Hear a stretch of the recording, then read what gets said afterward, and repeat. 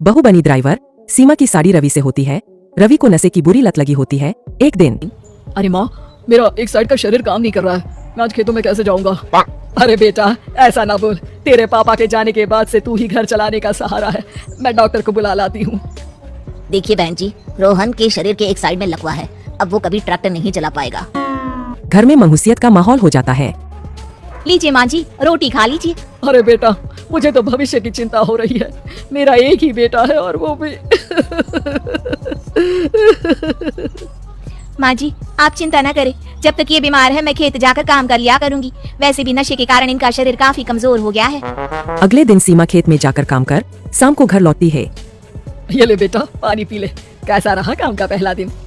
माँ जी, काम तो ठीक है, लेकिन मैं अगर ट्रैक्टर चलाना सीख लूँ ना तो काम और भी आसान हो जाएगा। अरे बेटा, दुनिया क्या कहेगी कि औरत होकर ट्रैक्टर चला रही है। माँ जी, या तो हम दुनिया देख ले या अपना घर, कोई बात नहीं, जब ये ठीक हो जाएंगे तो सब ठीक हो जाएगा। अरे बहू, जरा बाहर तो आना। जी माँ जी। बहू, तेरे मामा जी आए हैं, तूने बुलाया था ना? हाँ माँ जी, वो मामा जी ना आज से मुझे ट्रैक्टर चलाना सिखा। सीमा मामा जी से ट्रैक्टर चलाना सीखती है। वो मन लगाकर खेतों में काम करती है। और एक दिन, माँ जी, पता है इस बार पूरे गांव में सबसे ज्यादा फसल का उत्पादन हमारे खेतों में हुआ है। इस साल तो खूब पैसे आएंगे। हाँ। सास खुश नहीं होती है।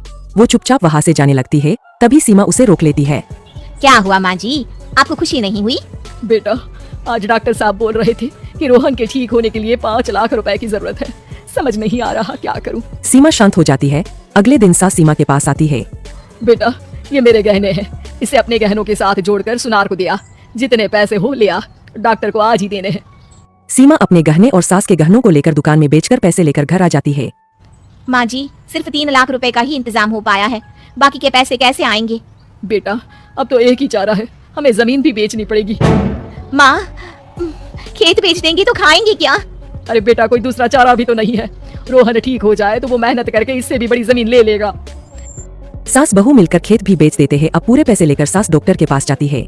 डॉक्टर साहब, ये लीजिए सारे पैसे, बस किसी तरह मेरे बेटे को ठीक कर दीजिए। आपका बेटा ठीक तो हो जाएगा, लेकिन 6 महीने का समय लगेगा। सास बहू सोच में पड़ जाते हैं कि अब तो कोई जारिया भी नहीं रहा जहाँ से उन लोगों की कमाई हो। अब कमाएंगे नहीं तो खाएंगे क्या? माँ जी, मेरे माता पिता ने लड़की होने के कारण मुझे ज्यादा पढ़ाया लिखाया नहीं, लेकिन ट्रैक्टर चलाना सीखकर मैं कुछ काम करने के लायक तो हो ही गई हूँ।